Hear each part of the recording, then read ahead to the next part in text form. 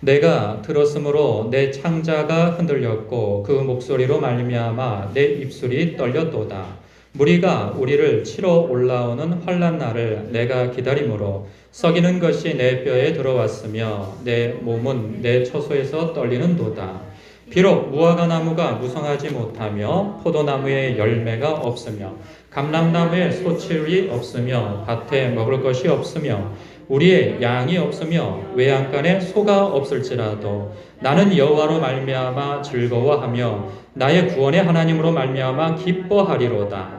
주 여호와는 나의 힘이시라. 나의 발을 사슴과 같게 하사 나를 나의 높은 곳으로 다니게 하시리로다.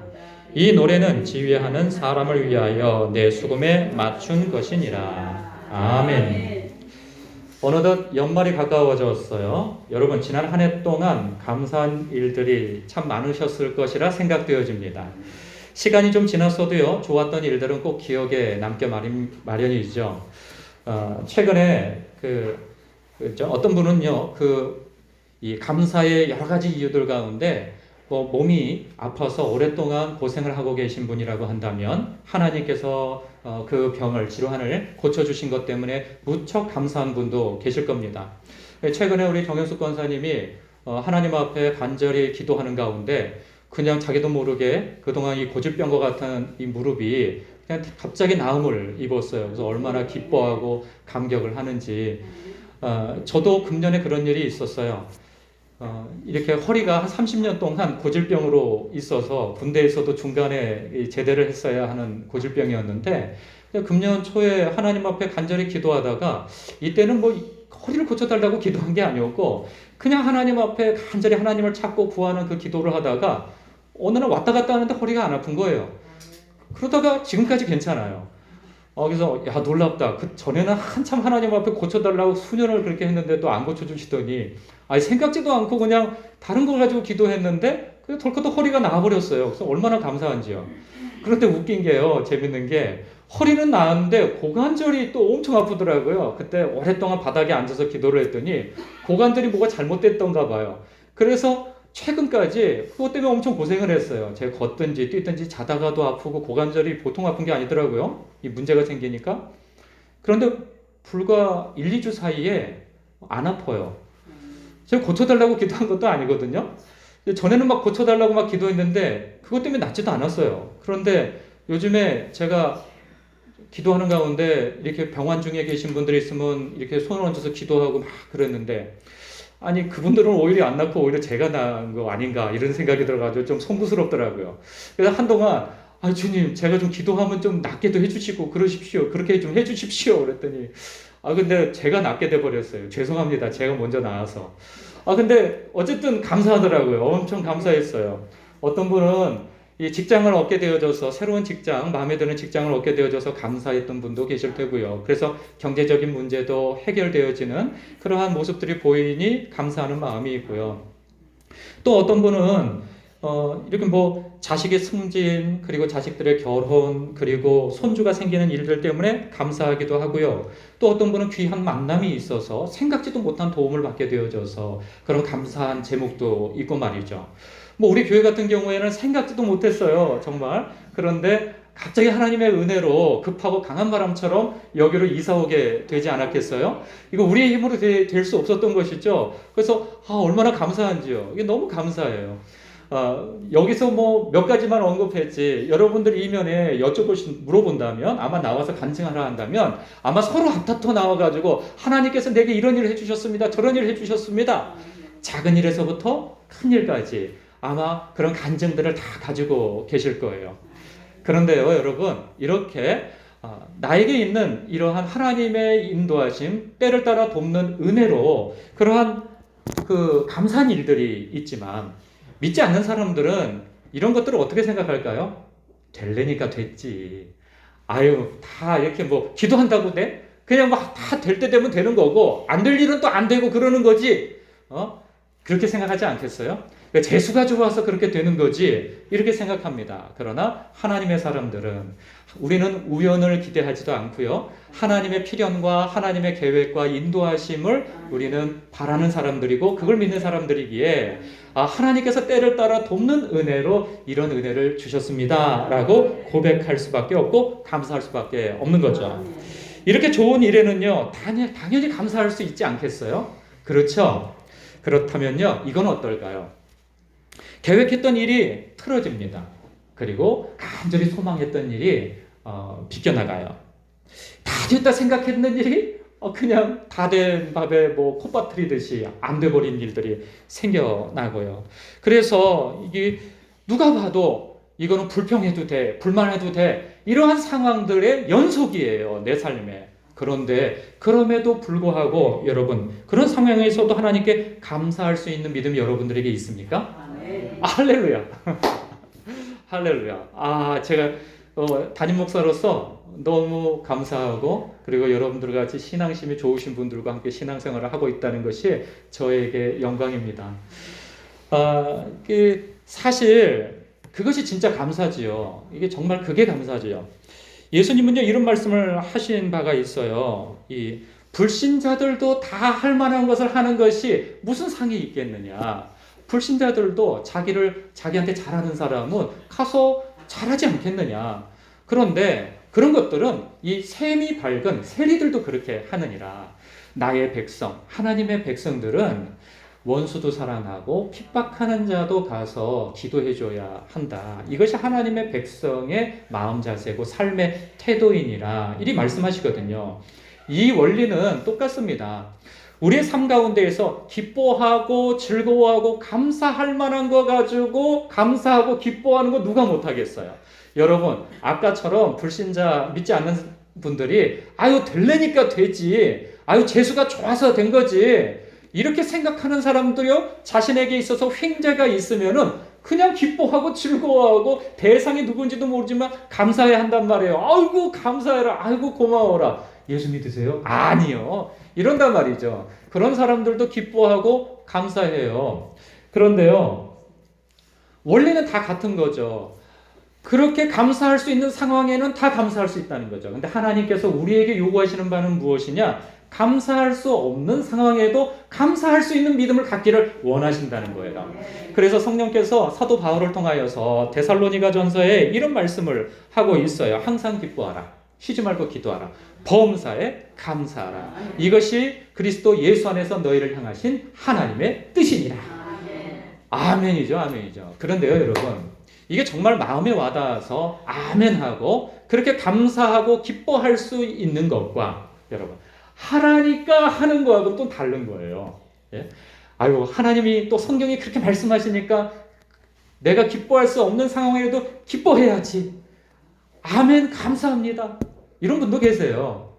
왜 그런 마음, 이게 뭐 순수한 마음일 수도 있지만요. 한편으로는 내가 감사하지 않으면 하나님께서 이 일도 안 되게 하실지 몰라. 이런 불안감 가운데에서 그렇게 하는 경우도 있단 말이에요. 근데 하나님께서는 그런 의도로서 이 말씀을 주신 게 아니란 말이죠. 하박국은요, 우리가 하박국서를 읽었어요. 딱 보기에도 좋은 상황이 아니에요. 보니까.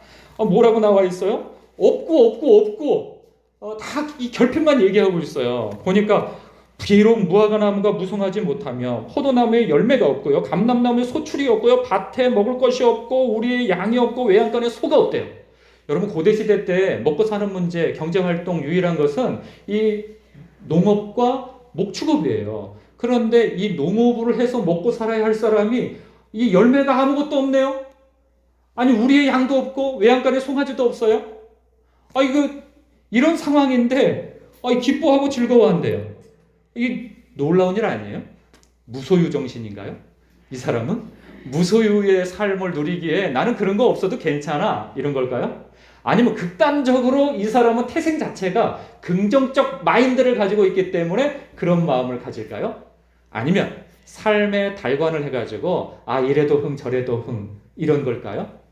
그런 것 같지는 않아요. 우리가 이 생명의 샘가를 통해서 이 생명의 샘가 말씀을 최근 우리가 이 오늘이 사실 이 본문 말씀이잖아요. 그렇죠? 이 범위가. 그래서 이 하박국 어제 거거든요. 제 아내가 눈을 동그랗게 써가지고 알았어요. 이게 어제 본문 말씀이죠. 그래서 제 아내가 눈을 동그랗게 떠가지고 다시 보니까 토요일 말씀이었네요. 근데 우리가 이 사람의 성정이 이래도 흥 저래도 흥인 사람도 아니고요. 그리고 극단적 긍정적 마인드를 가진 사람도 아니라 말이죠. 무소유 정신과도 거리가 먼 사람입니다. 이 사람의 성정을 보니까 이 불의한 것은 참을 수 없는 사람이고요. 부당한 것에 대해서 맞서 싸우는 사람이에요. 그래서 심지어는 하나님께 향하여서도 큰 소리 뻥뻥 치는 사람이 바로 이 사람 아니겠어요? 더군다나 이렇게 되는 일 없이 빈궁하게 된 것이 자기의 잘못 때문에 이렇게 된 것도 아니라 말이죠. 이 사람은. 게을러서 가난하게 된 것도 아니고요. 사업수완이 나빠서 이렇게 어려움을 겪는 것도 아니에요. 오히려 내부적인 문제이기보다는 자기 자신의 문제 때문에 이렇게 가난하고 결핍하고 어려움을 당하기보다는 외부적인 것 때문에 이런 상황을 초래하게 되어진 거예요. 그럼에도 불구하고 그는 기뻐하고 감사한대요. 여러분, 이 외부적인 문제는 무슨 문제일까요? 성경을 읽어보면요. 전쟁 때문이에요. 전쟁이 벌어져요. 외국 군대가 자기 나라를 쳐들어옵니다. 유다 땅을 쳐들어와요. 그래서 풍비박산이 나는 거예요. 지금 러시아와 우크라이나 전쟁이 나고 있어요. 러시아가 우크라이나를 침략했죠. 전쟁터는 지금 공유가 되어지는 것이 아니고 이리 갔다 저리 갔다 하는 게 아니라 우크라이나 땅 안에서 그냥 지지고 볶고 하는 거예요. 그러니까 거기서 사람이 죽어도 우크라이나 사람이 폭격에 맞아 죽는 것이고 거기에 삶의 터전이 다 풍비박산 나는 거예요. 폭격이 날라와서 포탄 날라와서 사람이 터져 죽어도 민간이 터져 죽어도 어디 가서 하소연할 데도 없어요. 그런 일이 벌어지니까 직장도 다 막히고 아무것도 할 수 없는 지경에 처해져 있는 거죠. 마치 그런 것처럼 외부적인 요인들로 인하여서 지금 농사도 지을 수도 없고 어떤 산업에 몸담고 일할 수도 없고 그러니 먹고 사는 문제가 막막하게 되어진 그 상황이 초래되어진 거예요. 그런 상황이 와도 감사하대요. 근데 이 사람이. 우리의 삶에 대입하기에는 너무 좀 극단적이라는 생각도 들죠. 우리는 전쟁이 나 있지 않으니까. 그런데요. 우리의 삶이 전쟁터 아닙니까? 영적으로 봐도 영적 전쟁터에 우리는 살고 있고요. 이 삶 자체가 포격 없는 이 전투를 우리는 살아가고 있단 말이에요. 먹고 사는 문제가 전쟁터라 말이죠. 우리 식대로 해석한다면요. 이 사기를 당한 거예요. 사람들에게. 내 잘못 때문에 그런 것도 아니에요. 그냥 여러분 보이스피싱 당해보셨나요?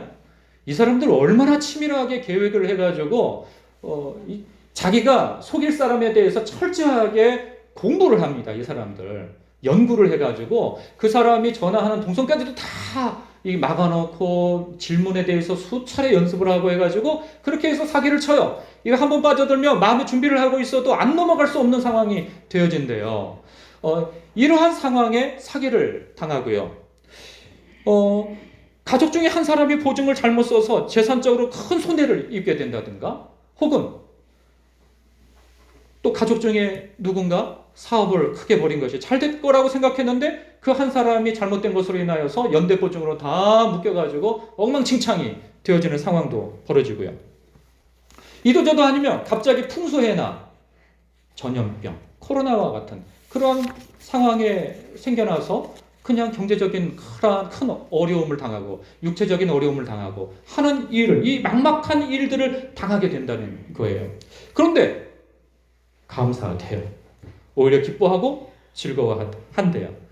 이 부분만 보면요. 여러분 실성한 사람 아닙니까? 환자 아니에요? 제가 군대 가서 그 행정보호관이 묻더라고요. 예수 믿는 사람 손들어봐. 맨 처음에 환자 손들어 이러더라고요. 환자 손들어. 그게 무슨 말인가 했어요. 그때 옆에서 얘기를 해주는 거야. 야 기독교인 손들어. 그러는 거예요. 그러니까 그 사람들이 이해할 때에는 기독교인을 환자로 이해를 하는 거예요. 환자. 그러니까 이해할 수 없는 종족들이라 하는 거죠. 이것이 부정적인 요인에서도 이해할 수 없는 거고 긍정적인 요인에서도 이해할 수 없는 족속들이라는 거예요. 맞으면서도 교회를 가는 애들이 이 기독교인들이고 이 선배들 뭐라고 그러죠? 그 상관들에게 그럼에도 불구하고 예배를 꼭 드려야 되겠다고 고집하니까 이건 골치 아픈 놈들이라는 거죠. 그건 그들 입장에서 부정적인 요인이고 그리고 얘네들은 고지식한 거예요. 이게 하나님의 뜻 가운데서 아니라고 한다면 그것을 또 지키는 것에 있어서 고지식함이 있으니까 얘네들은 이거 환자야. 그 손가락질을 하지만 그래도 얘네들은 정직해. 이런 긍정적인 것이 있죠. 그게 환자라고 부르는 거예요. 그러니까 이분만 보면은 실성한 사람 같아요. 아니, 다 잃어버렸는데 어떻게 감사할 수 있어? 어떻게 기뻐할 수 있어? 이런 생각이 든다 말이죠. 단편적인 것만 보면 그렇게 생각될 수가 있어요. 요 문장만 보면 그렇게 생각될 수가 있어요. 제가 한 5년 전인가요? 이 동네에 헬스클럽에 다닌 적이 있어요. 한겨울에. 근데 거기는 지하실인데 좀 싼 데를 가니까 추워요. 엄청 추워요. 그러니까 가 있으면은 추울까봐 거기다 한증막을 이렇게 조그맣게 해놨어요.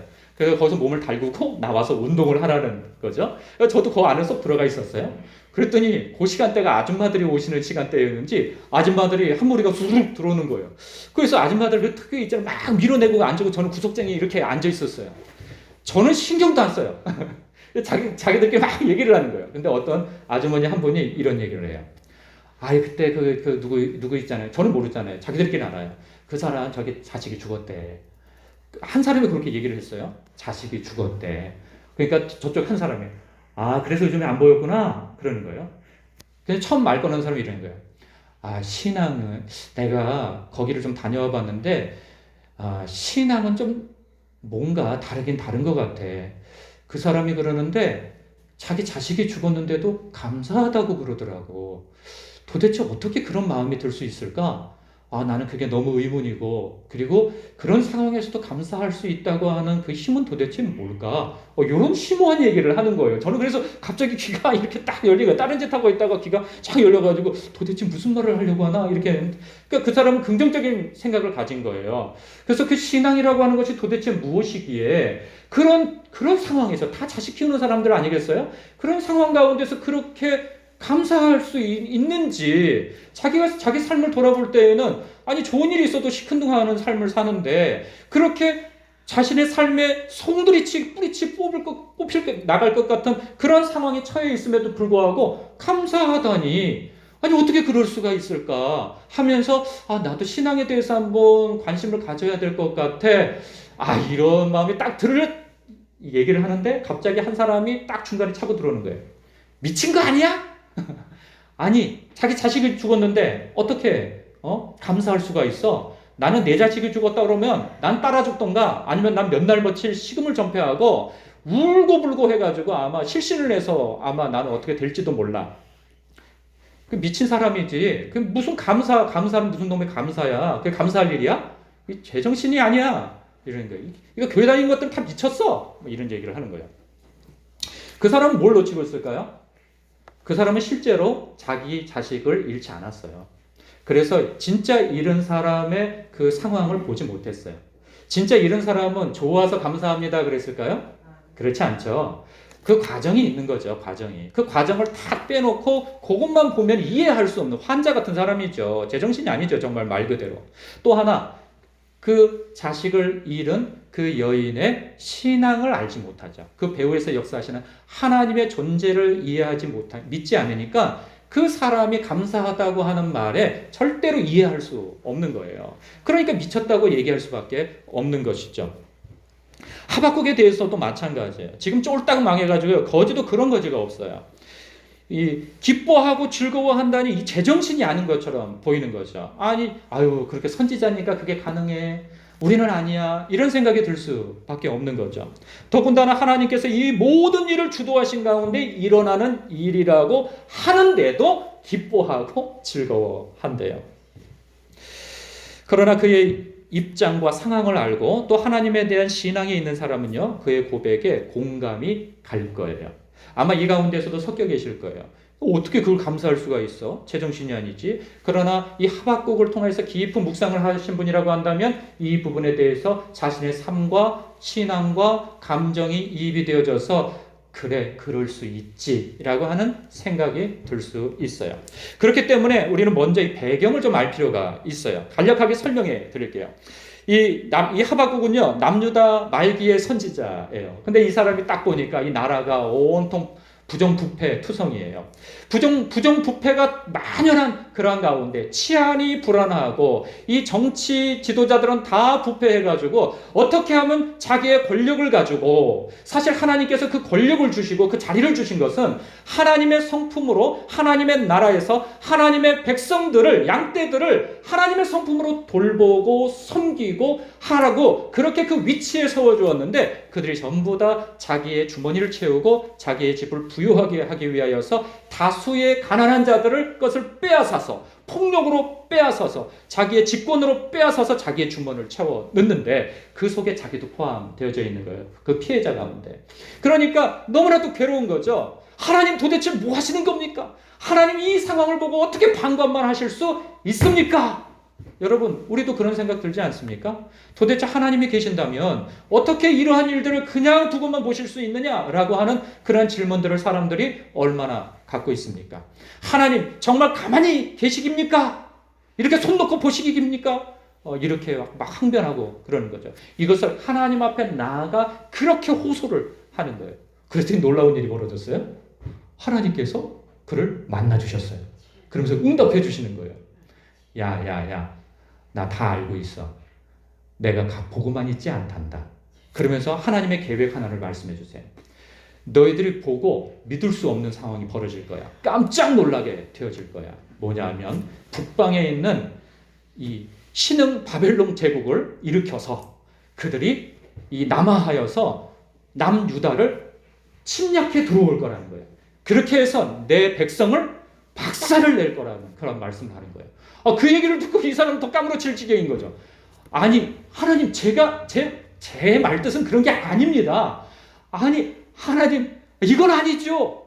아니, 어떻게, 아무리 그렇기로서니 우리는 하나님의 백성 아닙니까? 비록 의로운 삶을 온전히 살지 못하지만 그래도 하나님의 백성이고 우리는 그래도 의인인데 저렇게 하나님을 섬기지 않고 대적하고 자기의 힘만을 의지하여서 사는 그들 손에 우리를 맡겨서 우리를 징계하신다고요? 이건 있을 수 없는 일입니다. 난 도대체 하나님은 공의롭고 거룩하신 분이며 합당한 일에 합리적인 분이라고 생각했는데 이거 도무지 이해할 수 없습니다. 나는 하나님이 뭐라고 말씀하실지 나는 지켜보겠습니다 하고 내 막내에 올라가서 내가 하나님 뭐라고 말씀하는지 내가 들어보려고 하니까 주님 저에게 딱 말씀해 주십시오 라고 그렇게 또 호소하고 항변을 합니다. 이게 또 놀라운 일이 생겼네요. 하나님께서 그에게 또 대답을 해주시는 거예요. 야, 내가 그들도 가만두지 않을 거야. 그들의 불의도 내가 가만두지 않을 거야. 그들을 일으켜서 내 백성을 칠 것이나 그러나 그들은 교만한 자들이라는 거죠. 그 교만하다고 하는 것은 무엇이냐? 하나님을 인정하지 않고 하나님의 하나님 되심을 인정하지 않고 자기의 힘을 의지하여서 살아가는 족속들이라는 거예요. 내가 그들을 일으켜서 나라도 주고 그리고 그들을 형통케 하였으나 그들은 나를 믿는 것이 아니고 오히려 우상을 숭배하고 자기 힘을 의지한 나머지 과하게 주변 나라들을 정복하여서 다 침략해 들어가서 죽였다는 거죠.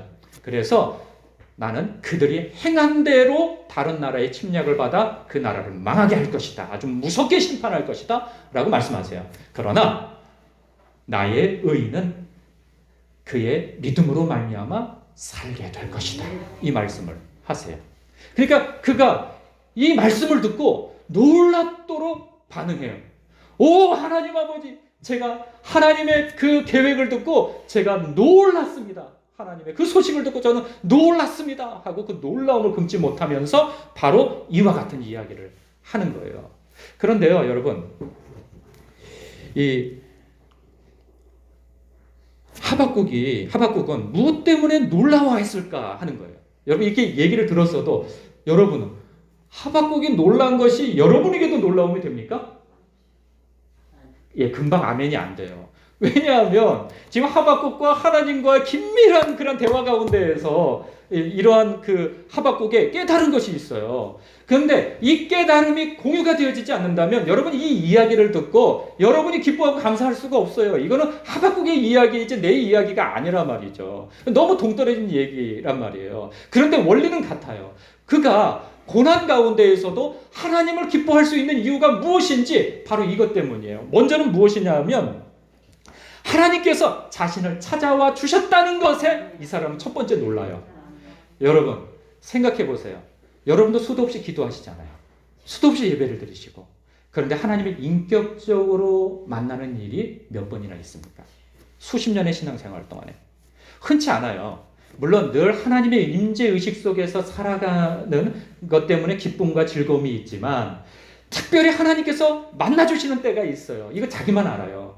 누구한테 설명도 잘 되지 않아요. 근데 하나님께서 나를 만나주셨구나 라고 하는 그때가 있어요. 여러분 이때는 놀라워요. 대부분은요, 보통은 여러분 가운데서도 다 하나님 만난 체험들이 있으실 거예요. 그런데 잘 생각해 보세요. 언제 하나님을 만납니까? 그 하나님을 내가 고난 가운데 있을 때, 내 힘으로 내 문제를 해결할 수 없는 이 벼랑 끝에 내몰렸을 때 하나님을 찾게 되어진 거예요. 자기가 그래도 의지가 있고 힘이 있고 뭔가 수완이 있어서 이 문제를 내가 해결할 수 있다고 하는 사람은 하나님을 절박하게 찾지 않아요. 그런데 하나님께서 그 절박함을 허락하시는 거죠. 그때 여기저기 붙잡을 아무런 게 없어. 하나님밖에 없어.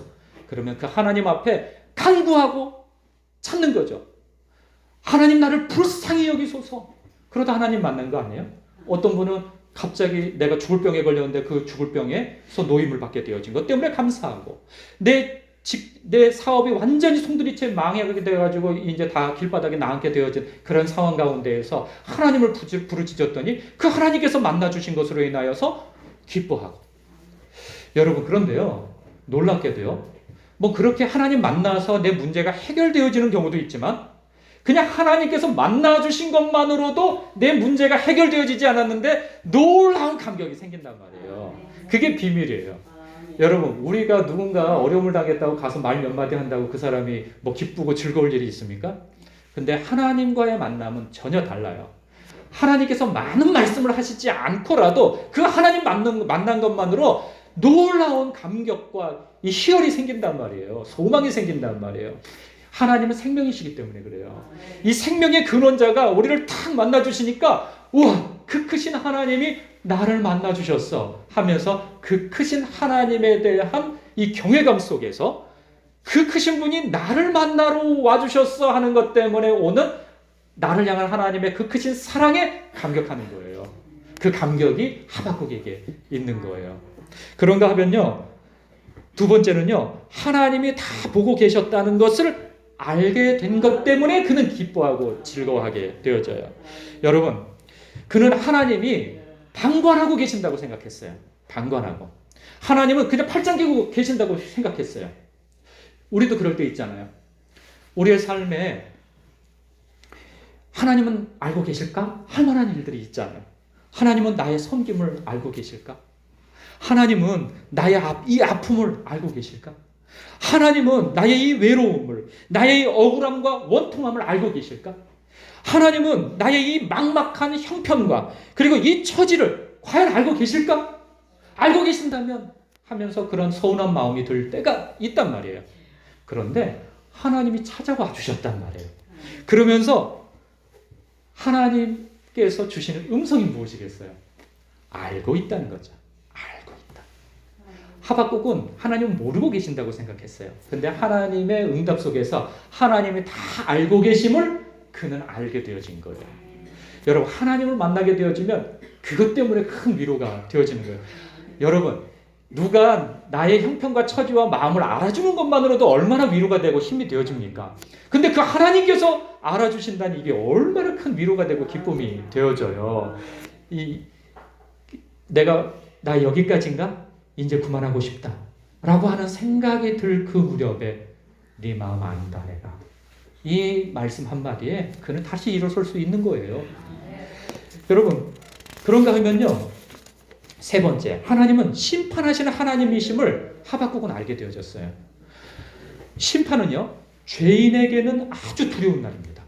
그러나 하나님을 경외하는 자들에게는 이때는 영광의 날이에요.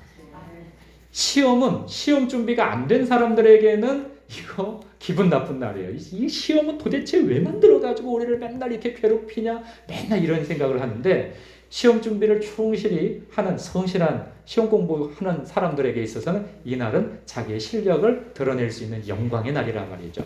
그런 것처럼 하나님께서 심판을 말씀하셨지만 이때에 하나님의 백성들, 그래서 의인은 믿음으로 말미암아 살 그 사람들에게는 영광의 날임을 안 것이죠.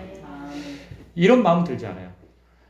저렇게 하나님 믿지 않고 대적하며 사는 사람들 저렇게 잘 되는데 우리는 뭐야? 늘 하나님 앞에 예배드리고 기도하고 하나님 앞에 이렇게 충성되고 신실하게 사는데 아니 저렇게 요리조리 그 뭐라 그래야 되나요? 편법을 부리고 불법을 행하며 온갖 악한 일을 행함에도 불구하고 그 사람들은 잘 돼. 병도 안 나. 자식들도 잘 돼. 만사가 형통하네. 그런데 우리는 뭐야? 나는 뭐야? 이렇게 거룩하게 사는 것이 다 무슨 소용이 있어? 이렇게 정직하게 살아내는 게 도대체 나에게 무슨 유익이 있어? 이렇게 사는 것이 바보 아니야? 멍청이 아니야? 난 더 이상 못 해먹겠다. 이런 생각이 들 때 우리가 믿는 하나님은 아무것도 모르고 방관하고 계시며 팔짱 끼고 이래도 흥 저래도 흥인 하나님이라고 한다면 여러분 거룩하게 사는 사람들은 그게 삶 자체가 재앙일 거예요. 그런데 하나님은 심판하시는 하나님이시라고 한다면 달라져. 견딜 수 있게 되어지는 거예요. 왜? 첫 번째는 경외감과 두려움 때문에도 내가 이게 다 무슨 소용이 있어? 아니죠. 소용이 있게 되어지는 거죠. 왜? 하나님은 아주 우리가 무서울 정도로 심판하시는 하나님이심을 알기 때문에. 여러분, 이 성경을 여러분 차근차근 읽어보십시오. 그리고 역사적 배경을 보십시오. 하나님께서 자기 백성을 징계하시는데 아주 무섭게 징계하시고, 그리고 자기 백성을 건드리는 그 바벨론을 심판하실 때에도 아주 무섭게 심판하십니다. 여러분, 요한계시록만 보더라도 하나님께서 우리 예수님 늘 사랑의 하나님, 잘못해도 우리를 다 품어주실 것 같은 그 하나님으로 알고 계시잖아요. 여러분, 심판주로서 세워지는 그 예수 그리스도, 그 심판주께서 어떤 모습인지 아십니까? 이게 포도로 비유를 해요. 포도를 막 모아가지고 이 포도가 무엇에 비유되어져 있냐면은 이 하나님을 대적하는 예수 그리스도를 부인하며 대적하는 자들이에요. 그런데 이것을 포도 틀에다 놓고 뭘 하는지 아십니까? 질근질근 밟아버리는 거예요. 질근질근 밟아가지고 거기서 나오는 포도즙이 그냥 이게 수천 스타디온이라고 하는데 하여간 굉장히 멀리 이 핏빛인 선홍빛이 가득한 그 포도즙이 차올라서 말의 목까지 차오를 정도로 흥건하게 된다는 거예요. 이게 심판한 날에 벌어질 모습을 한 예로 보여준 거예요. 우리가 두려워할 정도로 하나님께서 심판하시고 지옥불에 던져 넣으실 거라고 말씀하시니까 예수 그리스도예요. 그것만 보면 두려운 거죠. 그러나 의롭게 사는 자, 하나님의 신실하심을 의지하여 사는 사람들은 영광의 날을 바라보며 가던 길을, 우리 할 도리를 마땅히 할 수 있는 힘이 생겨야 된다는 거예요. 마지막으로 네 번째, 하나님의 본심을 알게 되어지는 것 때문에 그는 감사해요. 자기 백성을 회복시키기 위한 하나님의 계획을 알게 되어집니다. 우리는 하나님의 응답 속에서는 그거 발견 못해요. 그런데 하박국은 하나님과의 대화 속에서 놀라운 것을 캐치해내요.